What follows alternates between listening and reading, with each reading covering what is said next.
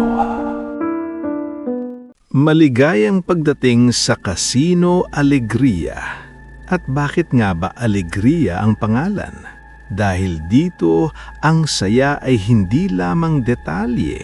Ito ang patakaran. Higit pa sa pamimigay ng premyo, nais naming gawing realidad ang pinakatagong mga pagnanasa ng tao. Karamihan sa mga tradisyonal na kasino ay limitado sa ruleta, slots at bakarat. Kung iyon ang inaasahan mo rito, ikinalulungkot naming ipaalam na hindi namin iyon maibibigay. Sa Casino Alegria, ang mga manlalaro ay hindi lang naglalaro. Sila ang lumilikha ng sarili nilang laro at hamon, at ang tungkulin namin ay tiyaking maisasakatuparan ang bawat ideyang iyon. Ibig sabihin, makakakita ka rito ng lahat mula sa simpleng hamon hanggang sa mga karanasang halos imposible na sa tindi.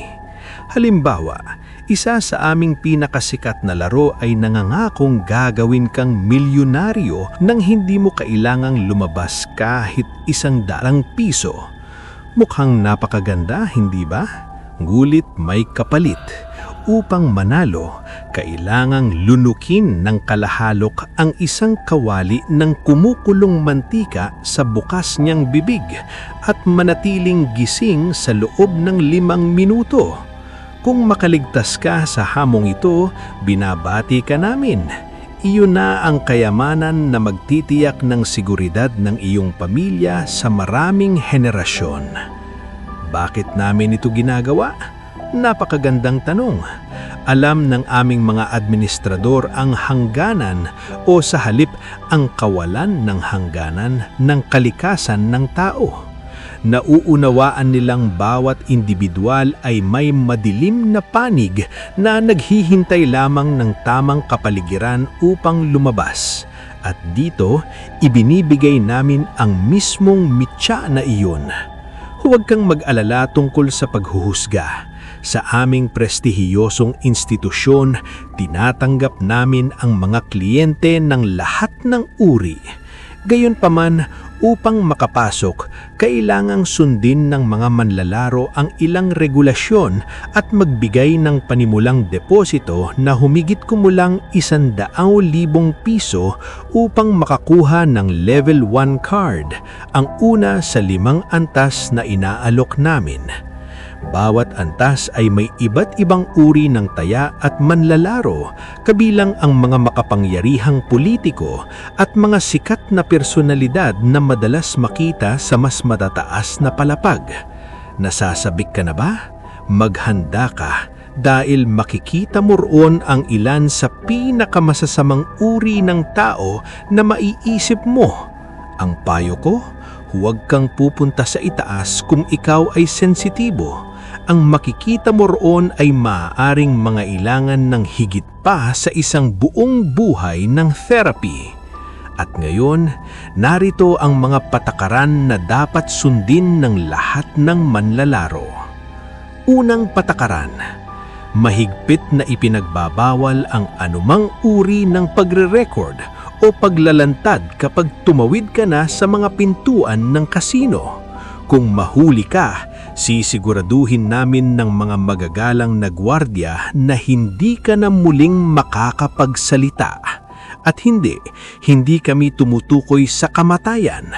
May mas masakit pang mga paraan upang patahimikin ang isang tao. Ikalawang patakaran, may walang limitasyong pagkain at inumin hanggat patuloy kang tumataya.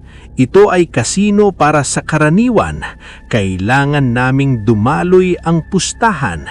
At posible kang manalo ng hindi masukat na halaga ng pera, mamahaling sasakyan at maging mga tao.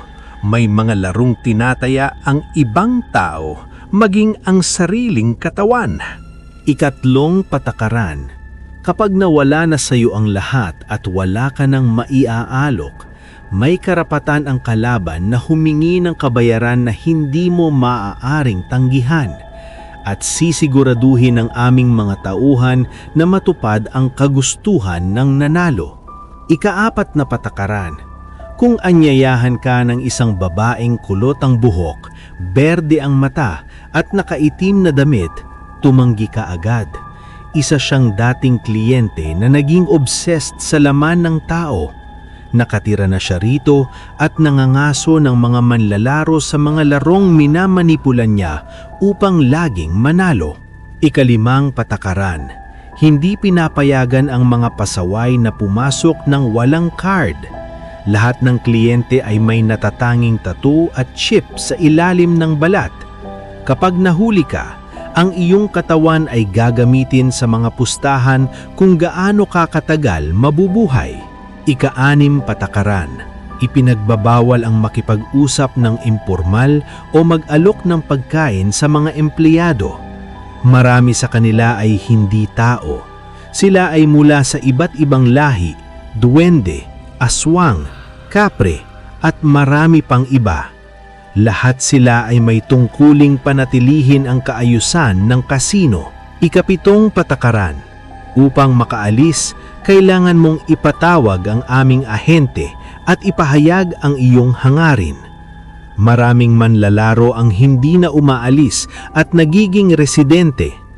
Kapag umalis ka, magigising ka sa sarili mong kama at darating ang iyong mga premyo sa iyong tahanan. Ikawalong patakaran. Pinapayagan ang pandaraya hanggat hindi ka nahuhuli. Kung tumanggi kang magbayad ng utang, ikaw ay magiging espesyal na kabayaran. Ikasampung patakaran. Sa pulang zona, makakakita ka ng kapaligiran kahawig ng isang nightclub, ngunit huwag kang magpalinlang. Ang mga nagaganap doon ay ilan sa pinakamasagwa at pinakakasuklam-suklam na gawain sa lipunan. Ikasampung patakaran. Mahigpit na ipinagbabawal ang pagpasok sa mga palapag ng pamumunuan. Ang aming tagapamahala ay hindi tao. Siya ay isang sinaunang nilalang na kahit kami man na mga empleyado ay hindi alam kung ano talaga siya. Ang sino mang mangahas na kausapin siya ay hindi na muling makakabalik. Iyan ang mga patakaran.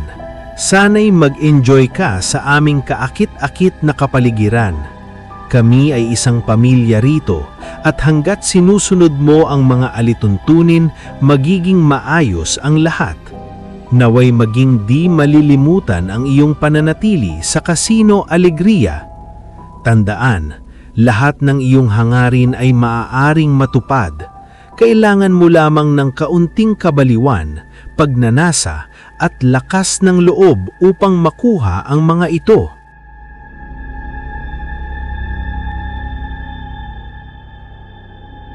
Maraming salamat sa pakikinig, kaibigan. Kung nagustuhan mo ang storya natin ngayong gabi, pwede mo bang bigyan ng like ang video na ito? At kung talagang kinalabutan ka, siguraduhin mag-subscribe para sa mas marami pang kwento galing sa ligaw na kaluluwa.